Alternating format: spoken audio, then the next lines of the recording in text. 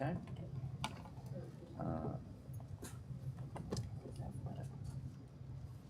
Okay, we're good? We're good, okay. So, well, thank you all for coming today, and this beginning of summer kind of weather, at least outside, so I guess we're getting on towards summer and interesting things going on.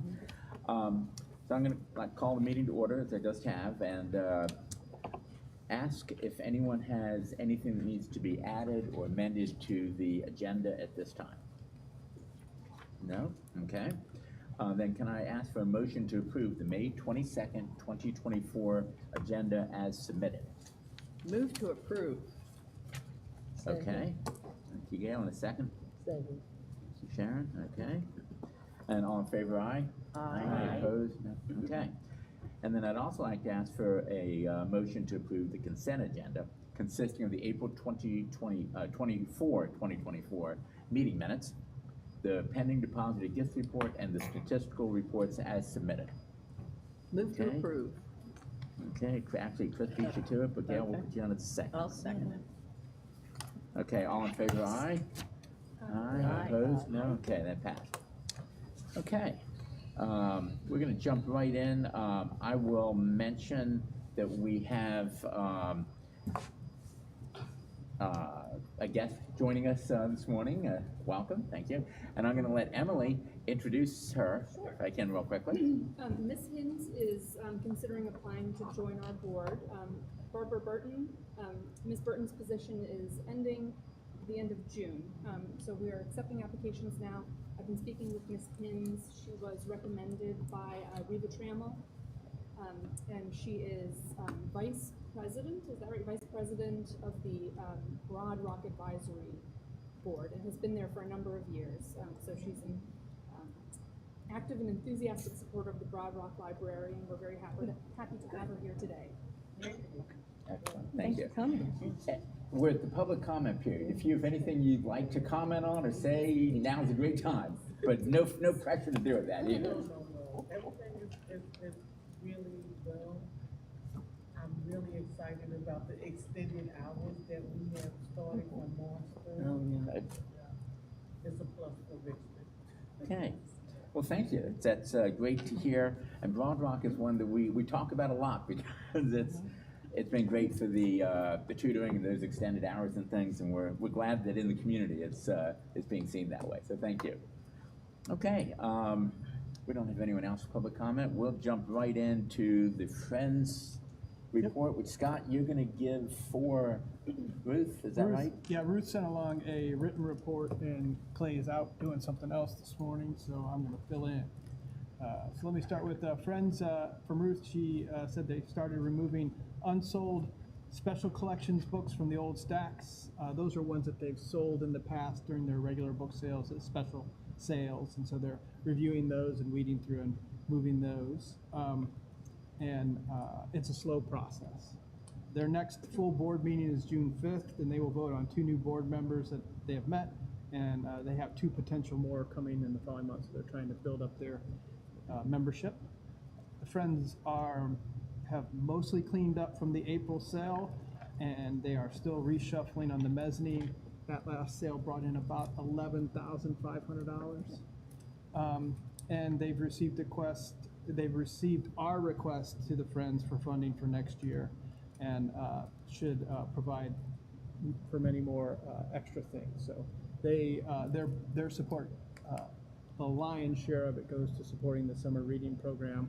They have a program that supports poetry and just other things throughout the year. So that funding will start July 1, which is a shift. In the past, the Friends budget would go from April 1st to March 31st. And that, at the time in the past, probably seemed a good way to do it, but they have shifted now to align with our fiscal year, which is July 1st to June 30th. So last year they started that, so we're now in alignment. So that's very helpful for us because we will know by that time, after April 1st, other things that we may need so we can ask them. So they made that change for us. So this is the first year that's been completed. So, okay. And that's all I have from the Friends. Are there any questions? Just if memory serves me, that's probably a fairly typical book sale, maybe a little bit above. It's, they In the run range. 2 a year. They raise anywhere from $10,000 to $15,000. Yeah. So Yeah. that's So sort about of- in where they're at. Right in there, which Mhm. I think it's great because there's been a lot of moving things and sort of trying to better utilize the space, and it hasn't negatively affected that at all. Right. So that's good to see. Okay, Susan, we can ask you to give a report for the foundation. I have no formal report today. That's okay. Thank you. Then we'll jump right over to Scott for the admin report. All right. Not really too much to add to my formal report, which is in the board packet. You'll see we have a fairly lengthy update on youth services. It's been busy. We've been gearing up for the summer reading program. So you'll see all of the activities that we're doing for the next 10 weeks and all of the extra capacity we're adding to what we're doing in early literacy and youth services. So a fairly significant report in the board report. We had a great National Library Week, had events going on at every location. Ripple made his usual visit to story times, and the little Ripple plushies, incredibly popular. They're they're like Beanie Babies, if you all remember Beanie Babies. So that's been great. Hiring has been on track. I want to bring your attention to and thank the foundation for helping us hire 10 summer interns. That is going to add great capacity to what we can do during the summer for summer reading. So, Quick question on that one. You were showing them, they were trying to get them before June 1. How are we looking on that? doing really well. We were able to push those through HR in about a week.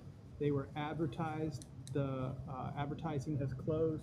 They're reviewing them right now. We're hoping to have them on board close to that date. Good. So I think we have all of the applications, and they'll start reviewing them. So we're moving pretty quickly. Would we have liked to have done it 3 months ago? Yes, we would have. But funding wasn't quite there, and we weren't quite sure how we were doing it. We had done 2 last year, so we've gone from 2 to 10, and that's a pretty big increase. So that's been great. One thing I'll comment on that was, I think Susan sent something out recently, and it had links to a couple of postings. And I was really pleased to see that Chris has really made those spots true intern positions that are fairly paid. I mean, this is not something where someone's coming in and working for dirt wages in order to get experience alone. Yeah. They are being paid at above the probably average entry level for the spot on an hourly basis. Obviously it's only for the summer period, but so if you, I guess it's closed now, but so it's too late to say it. I was going to say, so if you knew people who were looking, it is actually one that a college kid can take on in the summer and get the experience without having to say, well, but I'm not able to make enough money to save for the next year, which is always a conflict with those types of positions. So anyway, I just think that's great, and that was the fundraising that council and others have come through with, so thank you. Yeah, Okay. it's been an amazing resource. I think it enriches the interns that we get, and we have a Mayor's Youth Academy students coming on board as well. Yeah. Most branches are going to get one of those students, and those are high school students, middle school students if we have a chance to work with. And it really enriches our workforce, our diversity. I think our staff get something out of it just as much as the student or intern gets out of it. So it's a win all the way around, and I'm just grateful that the foundation can help us expand our capacity to do that, and it helps us get our strategy of early childhood literacy strengthened. So I believe that's, unless there's any other questions. I would like to point out that our circulation is really on track to eclipse last year. We almost beat last year by the end of April. We were at 802,000 by the end of April, and we were at 802,000 for the whole year last year. We were within 500 of breaking last year's record on circulation. So that's a really good indicator that we're doing lots of things right as a library. So, If you notice on that circulation also, we talk about branches a lot, and then when facilities comes up, we may get to this a little bit again. I was interested to see that Belmont jumped up in, excluding Maine, into the second spot for Yeah. circulation, with Yeah. some pretty high circulation there, and Westover Hills is, on their heels. So West End and Maine, the two larger, but they're very close. We have 4 branches that actually all are doing above 8,000 loans a month, which is, I think, really a great sign to see. Right. And unfortunately, 2 of those branches are 2 of our smallest branches too. So it's something we need to be cognizant of. the other indicator that's also impressive is on page 15, the door count. We've surpassed, we've surpassed last year. And I think one of the things that contributes to that is the expanded hours and the Sundays. So we're seeing an uptick on our door count. So not only are we circulating more books, we're having more people come into our libraries and use our resources on a regular basis. So, And that brings in some different branches too, I might Yeah. mention, where you may see the highest book count at West End. It doesn't have the highest door count. that's right. So we've got some that are coming in to use other things. So yeah, I mean, we do have to compare all of those. And I think those hours are definitely a part of it, that accessibility issue. And that's all I have. That's all you have? Okay. Can I ask about the overflow project? Overflow project. So one of the things that we're doing is to, and this is also impacting our circulation, is we are weeding our collections in all of our branch locations. So we have determined that books that haven't been circulating strong since 21 are being pulled. They may have good circulation numbers. We don't want to discard them, but we want to keep them in reserve. So we're pulling them down here, and we've established a shelving area where it's our overflow area. So they're still available to the collection. They can be pulled and sent to a branch quickly. And so that's pulling stuff off the shelves to make room for new stuff. It's also making it so you can see the collection better. And I believe you will see our it's counterintuitive, but if your shelves are clearer and you can see the newer stuff, your circulation goes up. And so that's a project was initiated earlier. We're steadily working on it. We had to create the space down here to catch the overflow. We also had to initiate steps, a procedure to process them, because it's a matter of pulling the books, and when thousands of books start flooding down here, we have to be able to catch them and divert them to where they need to go. So What does the catalog say? I think I'm not sure if it says overflow. It may say it's just in the collection. I can check that for you, but I'm not sure exactly what it says.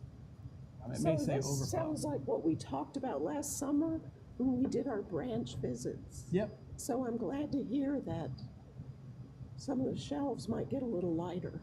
Yeah, I think we noticed that when we were going around to the branches. I want to say we handed that project off to our technical services librarian, Erin Brawyer. She started last year, or 2 years, almost 2 years ago, and was able to help us implement solutions and work with branch managers to come up with kind of a teamwork approach to address the problem. And also convince them that, okay, your collections are gonna get smaller. Don't fret, don't worry. We're still gonna be able to get you materials as quickly as possible, and increase that urgency on delivering books quickly. So one of the other things we've done is we've streamlined our deliveries. So if you request a book, we have more deliveries going on, and we started a Saturday delivery. So if you request a book on Friday, it could be there Saturday. Or if you request it on Saturday, it will be there Monday instead of waiting 2 days. So constantly increasing the speed at which we can deliver books. So it makes those collections in the branches bigger, even though they're getting smaller. And so we have many users that use the online catalog to find books, and so they'll click and pick, or pick and hold, and pick and ship, and that's kind of how it works. So that's really feeding into the Amazon kind of way people search for stuff. That's the way we want them to kind of search for materials, and we want to be able to, it may not be on the shelf, so the browsing may not be there, but you can still browse online and get the item quickly. So that's been a good thing. Is it too soon to know how many are requested? You said it started this month. Yeah, that's what I would like to know too. What are the numbers? How many times do items at the overflow collection get requested? We've It might only be too started like soon. putting it together in the last couple of Yeah, months, it's too so soon. it's kind of soon to tell that, but it looks like we're gonna have between 40 and 60,000 volumes down there. So that's what'll be coming off the shelves and moving there, and we wanna see it, it's only gonna keep growing. Where So, is it? Just on the other side of that wall, Mezzanine. where the Friends used to have their book sale, so we've had to ask the Friends to give up some of their space so we can expand this, to meet this need, Well, good. so. Is it accessible to the public, or does it have to be It's- reviewed? It's behind closed stacks.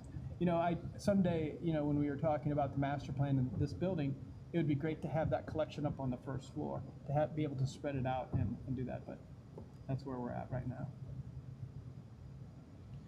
I'll ask a question following up on Janet's. So in doing this, from the circulation side, and you said the shelves are getting lighter, are they getting fewer also? Are we, like with North Avenue, when we sort of worked the sight line to open it up a little bit Oh, more? you mean lowering the shelves? Right. No, we haven't been able to do that. Not yet, okay. What we usually do is we take the top shelf off and the bottom shelf off. Mhm. That way people don't have to climb up on a stool to get those top books or get on their hands and knees to get the bottom books. So we make it kind of shelf height like they do in the grocery store. So that's the premium real estate. So that's what we really been concentrating on. You'll see that most of our branches will get there through this project. There are some that are already there. North Avenue is a good example of that. And so I ask you to kind of monitor the North Avenue branch and see how it ticks up, because they're an example of one that we've streamlined the shelving, we've tightened up the collection, and so I think the last time I looked, the circulation was increasing, and I feel like it's going to continue to increase. And the reason I mentioned it is when North Avenue is done, we actually had an ability to see through the library better than we Yeah. could prior, Yeah. which helps for multiple reasons, one of which is customer service and another is security. Mhm. So, between those, it'd be great if we could, Lower as shelf. we do it, even if it means keeping some bottom shelves, Yeah. maybe consider whether, and not everywhere. Some libraries, some branches, it doesn't matter because Yeah. of the way that is. The sightline's not the same, but certain ones it fits better. Okay. Any other questions, Scott, on that?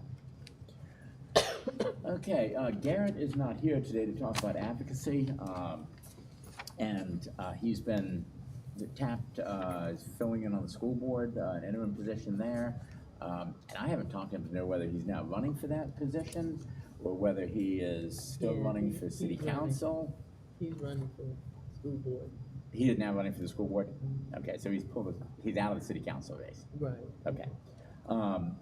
Anyway, so we have not, and where are we going with that? I haven't talked to him about the advocacy, but I think what I can say about advocacy is we are somewhat of in a holding pattern there as far as doing anything really urgently right now on advocacy. There'll be some more meetings later in the summer with Sabrina Joy Hogg and Barbara Reese, and I think coming out of that, we'll have a better handle on what needs to be done with our city council people and contacts that y'all make and things. The one advocacy thing I would ask, though, that you can do between now and, say, August, is if you're out at any of the local events, and if you look at it, just a jam-packed schedule, a lot of early childhood, early literacy issues in there, try to talk it up. And if you're going to run into your council member or you go to any of their district meetings and things, bring it up to them. Let them know these things are going on. Sort of not asking for money right now, but just moving up that awareness, because so much is going on that people just don't know sometimes that, we ask them to fund it. It's a lot easier to fund when you know what you're getting for it than the money goes into a black hole. They're not paying close enough attention to know. So this summer, as I said, it's a busy one, and Chris will talk about that a lot. Looks like next on the list. So why don't we move over to Chris? This is going to be my last report on early literacy, because I think this board has done a great job in less than 2 years of really supporting all of the library's activities. And we've been very, very strategic. So I'm going to tell you what we've done, and I'm going to tell you how we funded it. Happy to ask any questions, but I think things are well on its way now, and we don't need to have the emphasis that we've had for the past 2 years. So what have we done? And I'm going to be very blunt about what's good and what's bad here. Last year, the first year of the big push for early literacy, we were able to have Saturday programming in 4 of the branches every other week. This was the home run. Everybody loved this. So this year, all of the branches will be having Saturday program, some every other week, but some every week. So it's, again, we piloted it last year, found out, boy, it's a winner. Now we're pushing it forward. Last year we made the decision, and when I say we, let me be really clear, it's Beth and the youth services people, and we're lucky every day to have Beth and her team. That when we brought a performer in, they would be in all of the branches. So that too was a winner. We're going to continue that, and we have 3 major ones, which fortunately this document talks about: Mad Science, Teeny Tiny Farm, and the Virginia Park Rangers. Unrelated to early little ones, teen art program we have coming into all of the branches every week for 6 weeks. So that's pretty good. Last year we ran a kindergarten readiness program where we had all of the major players in Richmond working together. We had Excel, we had Seymour, we had Thrive to 5. We did 6 of them. That did not accomplish at all what we wanted it to. And we've made some changes, minor ones in content, because we think the content was good. We've made some major changes in the way we reach out to get people to come, and some major changes in the locations that we're having it. And we're going to be cautious. Instead of doing 6 like we did last year, and it was not well received, this year we're only going to do 3. And we're going to keep playing with the formula because kindergarten readiness is enormously important, and we will get this right. The last thing, although it's been talked about, I'll mention it. We had interns. This was a brand new effort, never done before. Scott was able to get through the city to, again, a pilot. At the end of the year, the interns had a spectacular time, really enriching their academic experience, and every library wanted to have one. This year, we have 10.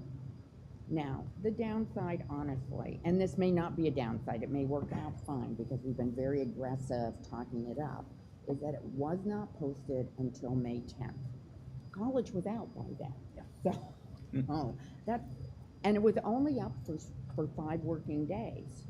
So we all reached out to every academic professor we could find to try and find kids.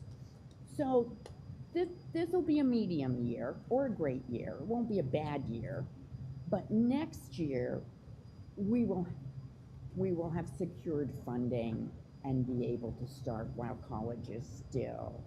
So we're learning. We're getting better. Now I want to talk about funding for all of this activity because, like with programming, we've been really, really strategic with raising money for this.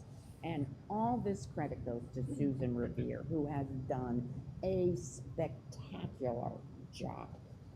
We have 3 foundations currently that are funding a good half of our interns and portions of our program. Those foundations, 2 were brand new to us, and 1 hasn't funded us since 2016.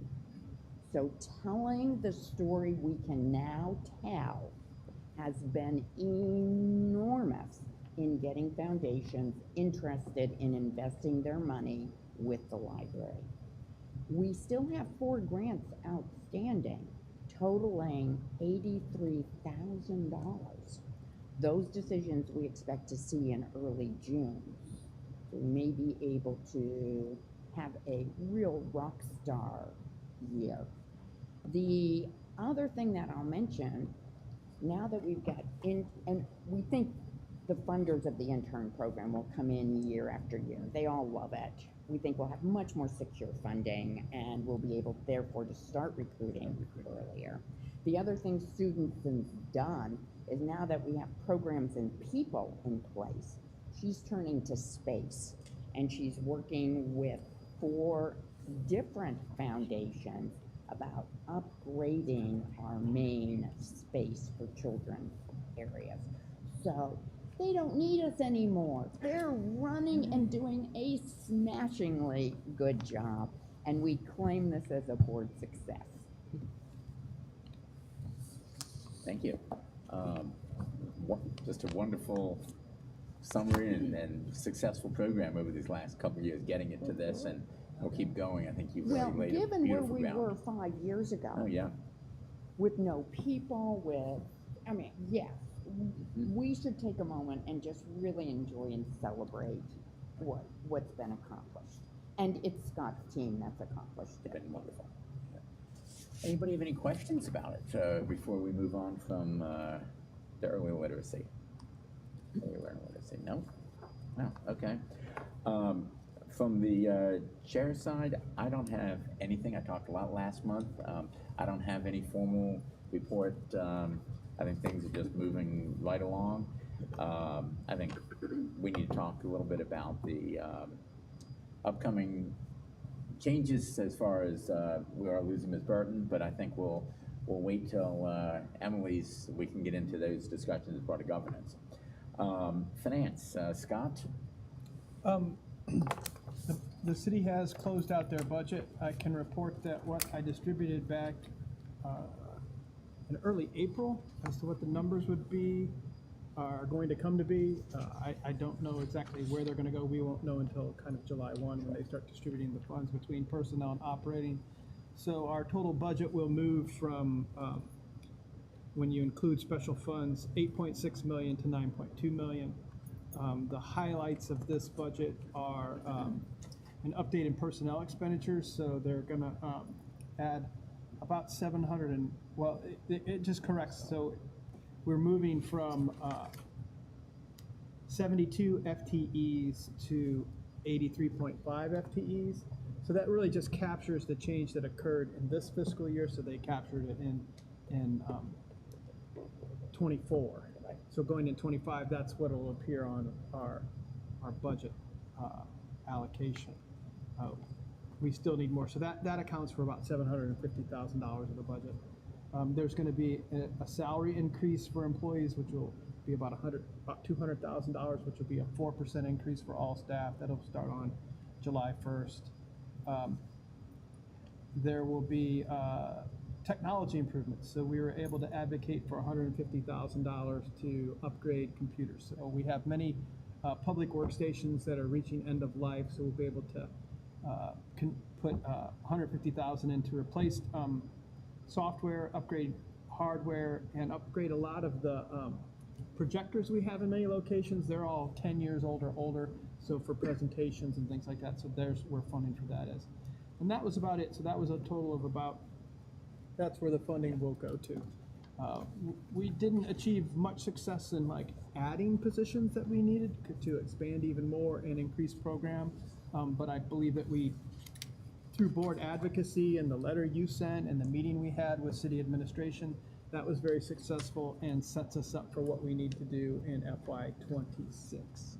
So overall, we didn't get everything we wanted, but I think we're getting what we need, and we'll be able to continue to achieve our mission. We're going to be able to implement the resources we have and continue to grow. I always want to grow faster. I always want to grow, do a better job, and I believe we'll get there. So this budget will do that, and it's a whole lot different than it was in the past. Yeah. So I have a question. In terms of the meeting that you all had with city officials, what information did you all get that will help you going into budget year '26? I know since they changed how they approach the budget Yeah, this year. I think the big takeaways for us was, and I think Bill and Chris heard it loud and clear, that the budget really starts in September, and that's when we need to let them know that our greatest needs are, and it's a continuing dialogue throughout the year. So that was the big thing. They needed to know earlier. They will know earlier, so that's when we'll start having our conversations and letting them know from a board level what our needs and desires are.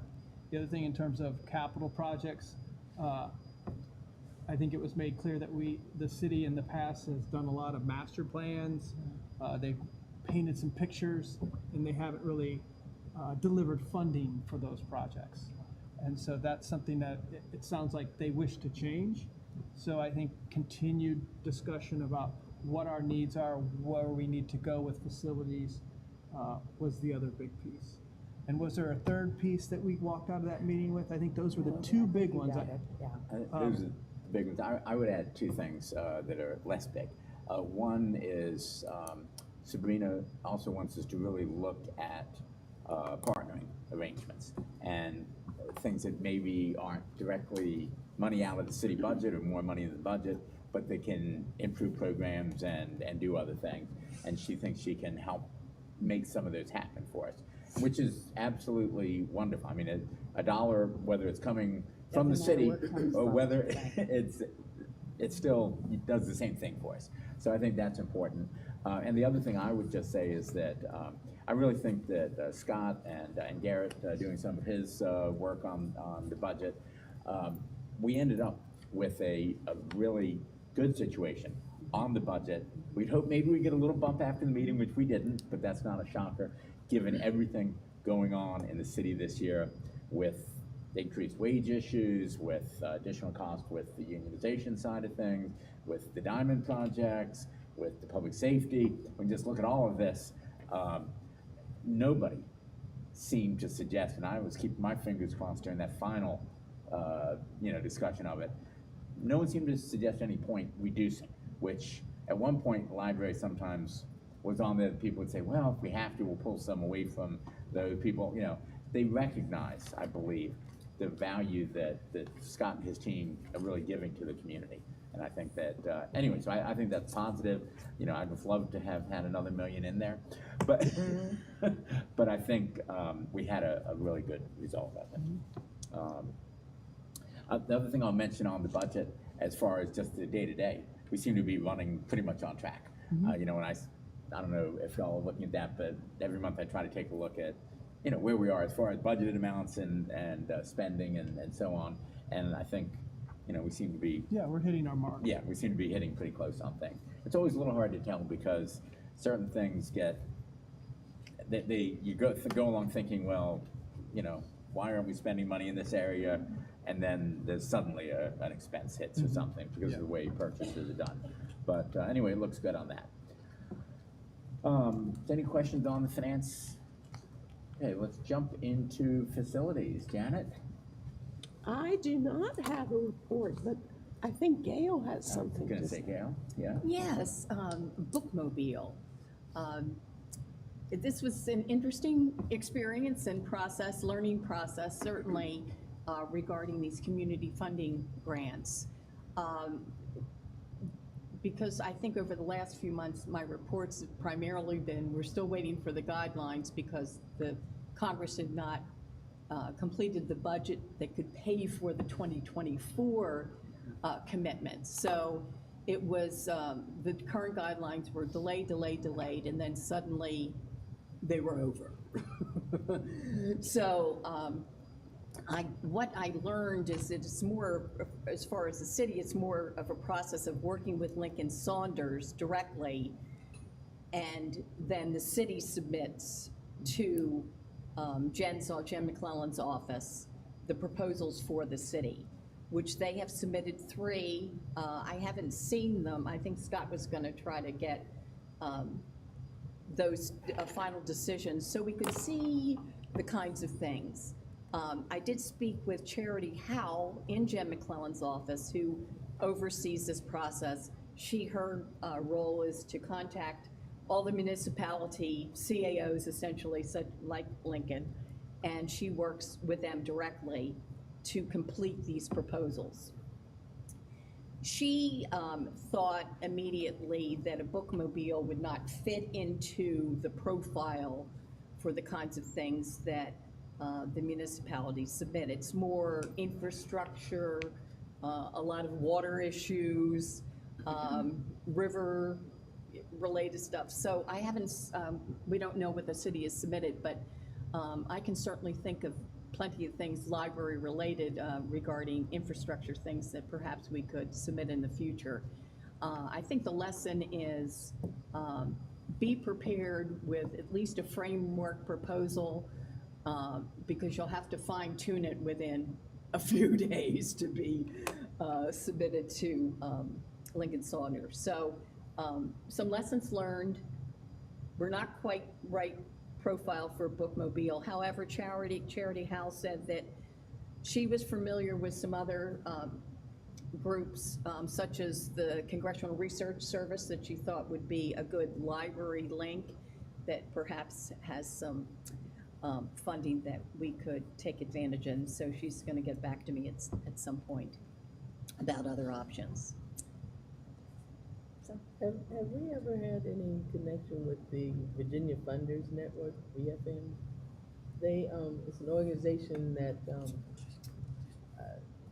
all these people who give grants, I mean, for instance, you know, the Brookfield Foundation, they are part of this network, and they give out, I mean, lots of money every year. And the organization has all of these people who give grants, you know, here, they all belong to this network. So if you have something you want done, you go to them and they can kind of, you know, push it in the direction that it needs to go, I guess. Susan would be the expert Right. on that. I'm sure she's familiar with it, and Chris. Yeah. Have you ever heard of it? I'm sorry, I'm having a difficult time hearing. Oh, I'm sorry, have you ever heard of the Virginia Funders Network, VFN? Absolutely, And yes, it's- thank you very much. They have lots of money to give away. Sadly, a lot of people want the money, so. Yeah, that's true.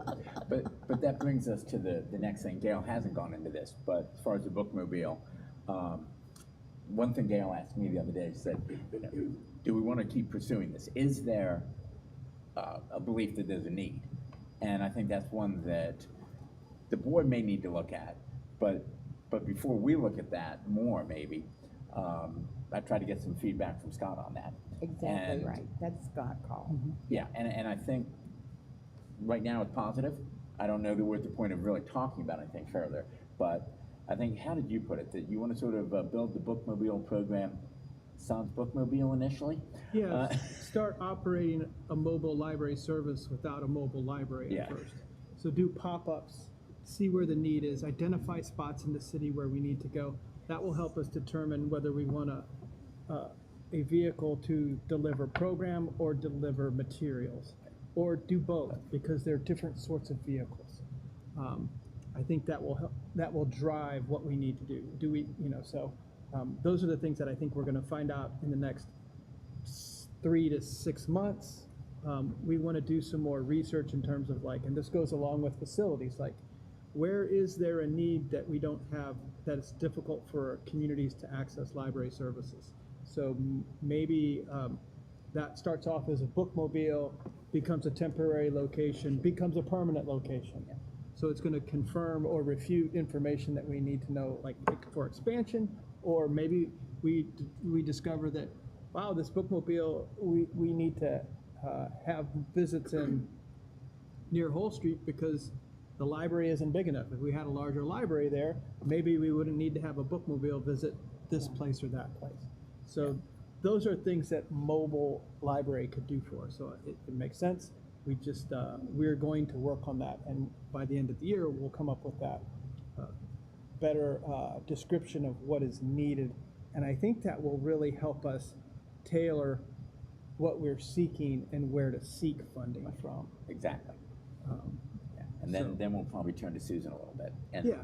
Chris maybe. And the city, because we're going to need we will need people to. Absolutely. Operate that expansion, and, Yeah. so.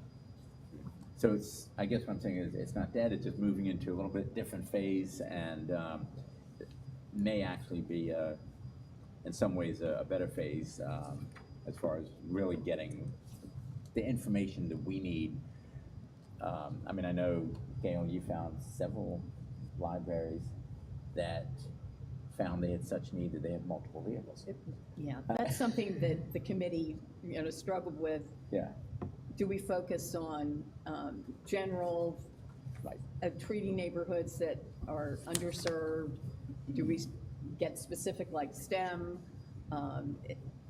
So, yeah, I think starting off with one bookmobile is fine. It's just how to target the needs and make sure it's best utilized.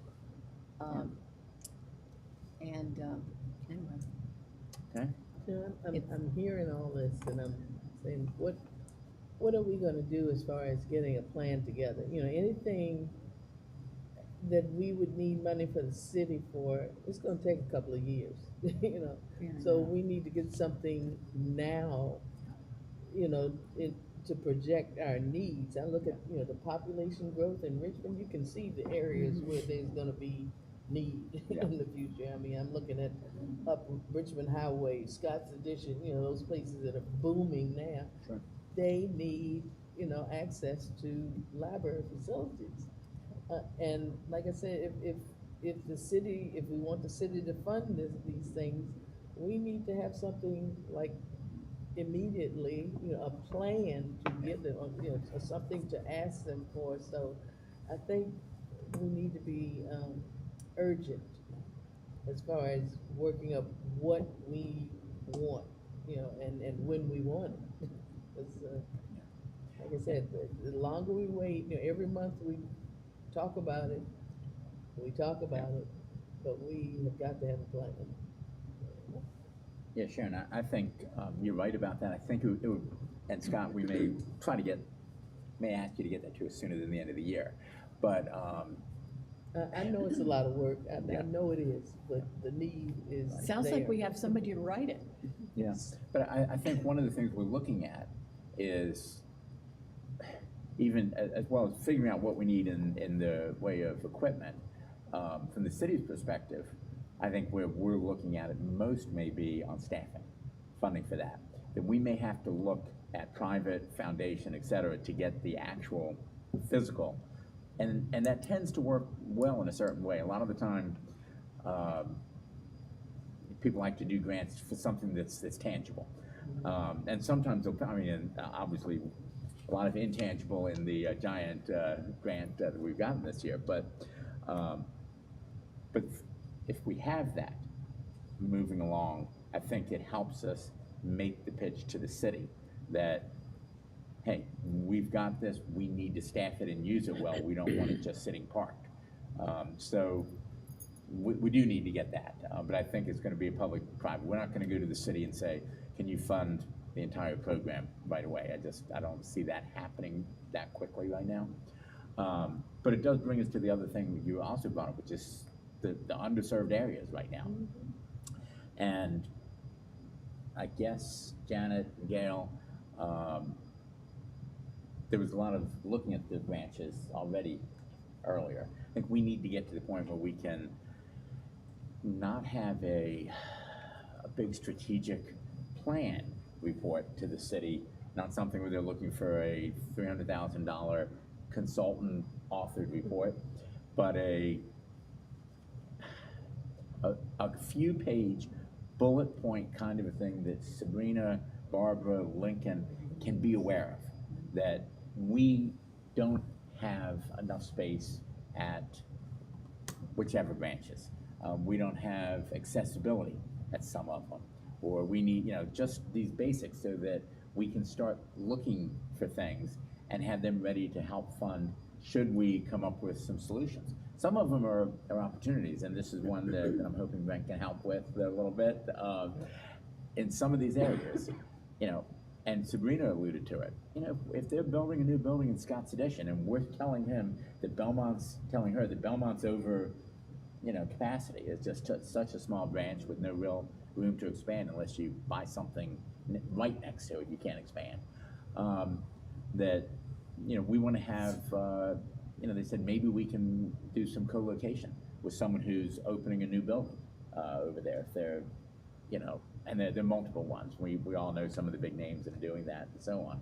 So we want to look at that, but we have to have that list to the city, and I think that's part of what we need to have by August, by September, but in August, it would be nice if we can start looking at that and saying, okay, something comes up in the museum district, let's jump on it for this reason. Somebody's building something new over in Scott's Addition, let's talk about how we can use some space. Maybe it's for a 3-year window or something with them that they let us use it, but something like that. What do we do to deal with sort of the needs of the growing Hispanic population on the south side? We have some issues that are there that we're not able to handle as completely as we'd like yet, and we just want that they seem, the reading I got from that meeting is that they seem to be looking at flexibility, that they're not looking for something where everything is planned out for the next 10 years, and that they say, well, we'll put this in the budget, and in 3 years, we'll actually get some funding for it, and then in 5 years, we'll have the RFP out and completed and a bid issued, and then they're more of a, hey, let us know what's necessary so that they can look for opportunities, and then try to come up with funding as those things happen. So anyway, that's sort of a charge that I think maybe both Chris and I saw coming from them, and I'm going to sort of pass along to facilities, that we need to come up with that elevator pitch type of list of those things, something that they can have, but a 40-page document to get Lincoln to go through that and read that and absorb it all. It's not going to get there anyway right now. We're better with the short to the point type of thing. We already have it in the 2009 plan. Exactly right. That's Branch by beautiful branch is document. listed, the We do. numbers, Maybe we amount of can square update foot that and needed. Put it together in a update letter it. that So we Just can work with. update it. We already have, Okay. have that information. No, but it's easy to. I think it's- You're saying. And maybe I think as we dusting talked off for the 15 years of growth in the city as far as I think we need to make a connection with the planning department. we do. I'm But not a this is part of it. realtor, I don't feel like, No, this driving is- up and down, Yeah. looking for strip malls for opportunities. I think they know all that, and they can feed us some information about possibilities. Does the planning department have any idea that we, And we need Or to set up need that to- meeting. Richmond Yeah, redevelopment and housing has lots of property in Richmond. That's a great It idea. is. That's a great idea. They have a whole lot of space all over the city. Okay. Hey, can I say something yes. before we leave this topic? Is I want to thank Gail for all the work she did. She did a lot of I agree. research, I a lot of agree. brain power. And now we're She so much collected a lot of smarter good because of all of the groundwork. So thank she's you, done. Gail. oh, Yeah. well, you're welcome, yeah. Chris, we do know a lot more. to do, obviously. It's actually sort of a mixed blessing because what we didn't know before, we now say, oh gosh, we really need that. And Right, right. so it gives us a little more to do there as far as trying to get something, but I hope Jen has been warned when she comes back from maternity leave that we're gonna be hounding her for some help. Jen Dool, who's the staff person on our committee. Jen has been Important very link. supportive of it, Yeah, everything I've, so. Okay, anything else for facilities? Let me ask also, and it kind of ties in with facilities, I guess. Our young adult numbers still are the lowest, population. And I'm wondering if, how we can reach these young adults. And I was thinking, rec and parks. They get young adults out to play basketball or to do whatever it is, at their facilities. And you said something about partnering, Mhm.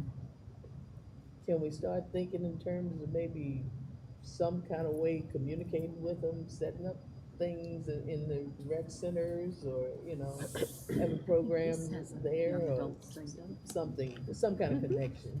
Plenty of things. That's a great idea. Is that something a young adult librarian could This is- sort of Yeah, Table of contents, right here. This is There's something there. wonderful. Yeah. You know, but are they sitting at the Rec and Parks?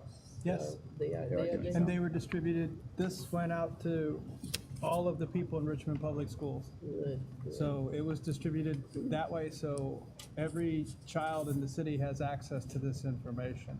We also have really strong partnerships with Parks and Rec. I work with the Director of Parks and Rec, and we're all the time trying to figure out ways to collaborate, work together, share the programs that they're doing, because they do a lot of programs that our users wish to know about, and we want to do more.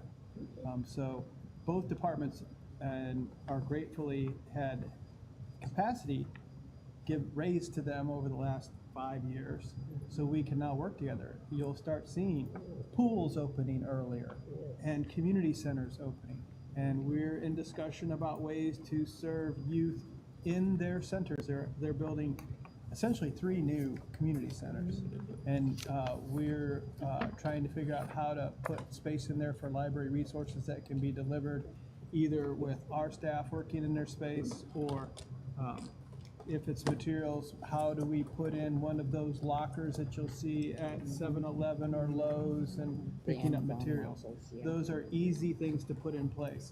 They cost a little bit of money, they don't take up any space, but have a long, we've been working together for a while, and we're gonna continue to work together. So that is an ongoing issue, and you're 100% right. We need to do a better job for young adults. I'm very grateful that we've hired a young adult librarian. They've only been here about 60 days, and we're doing a top to bottom review of all of the things we're doing in young adults and trying to develop a course of action to implement immediately, but also over the next 12 to 36 months. So again, it's just great to see that we have a robust teen program this time in our summer reading program. We haven't had that in many years because we didn't have a teen librarian. The position went unfunded. So we had no position in the library directly working with teens. And teens are the toughest audience to work with, because once they get their driver's license, they're gone. And so we realize those nuances. We have a great team. Chris hit on how great Beth and her youth services team do. Our young adult team, we're going to add more capacity to them, and we're going to start making a difference. We have some great opportunity. With this Walmart grant, we're going to be able to try some new things, and we'll have funding, and we'll just seek more funding. Once we figure out what works, and once we hear from the community what they want, that's what we're going to start moving with. So I'm excited about it. I appreciate you bringing that forward, because you're 100% right. We need to keep doing more. Thank you. Mm-hmm. Don't you Other love it when a man questions or says you're comments? right? I think you also had in the report a bit about some of the school functions that recently young adults had. We reached some young adults as far as trying to make sure that the middle school has had cards, making sure that more of the high schoolers got them. That's a slow road doing it that way within the schools. But there's a little bit going on there too. Sharon raised that reaching issue out. a couple months ago, and I delivered to you all that report on how many library card users we have. We need to do better. September is National Library Card Month, Library Card Sign Up Month. We need to do more. I'm trying to make connections with the school system. I wish our school system had a student ID card that went with the youngster from elementary school through high school. They have an ID number. Well, they have a number, but they don't necessarily have cards. I mean, that's a matter of printing something off. But, you know, I agree with you 100%. I would love to figure out a way to turn that into a library card that they have in their hands immediately. So that's something that if we could get going, that would add 20,000 users to our base that we need right away.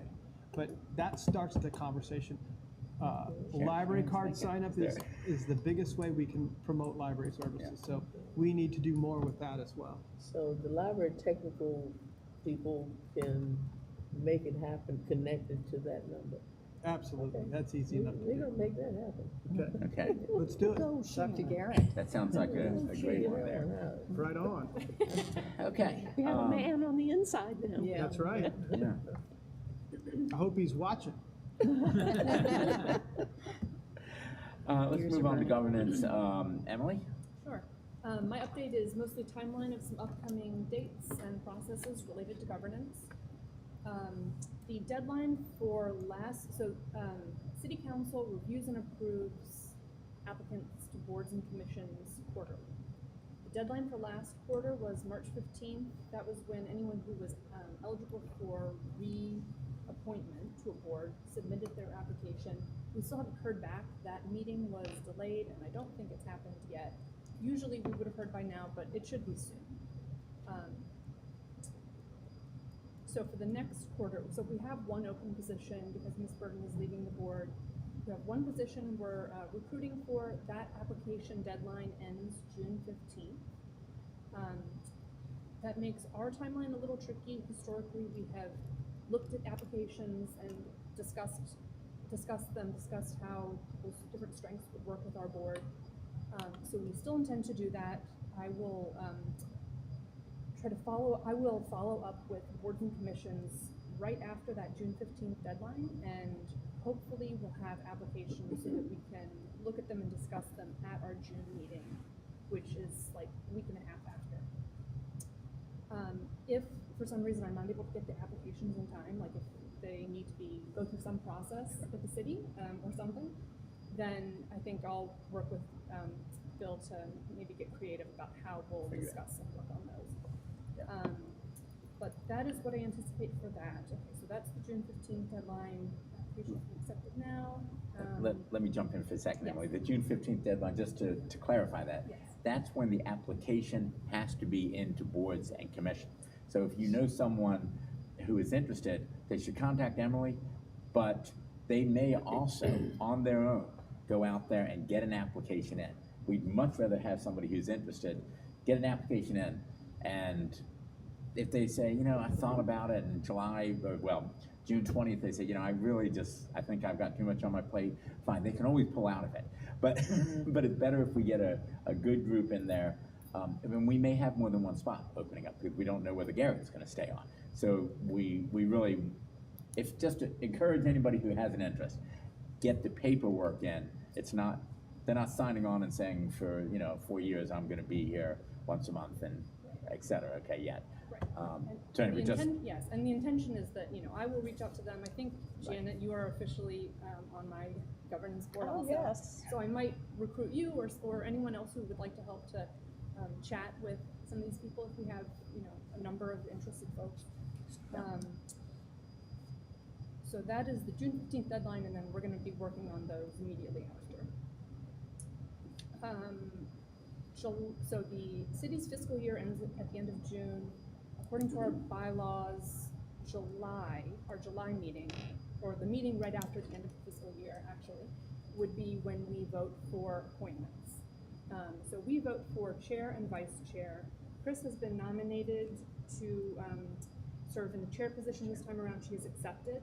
I don't have a nomination for vice chair. If you're interested, speak with me, maybe speak with Chris. That makes sense. But we'll be working on that, and then the vote will happen in July.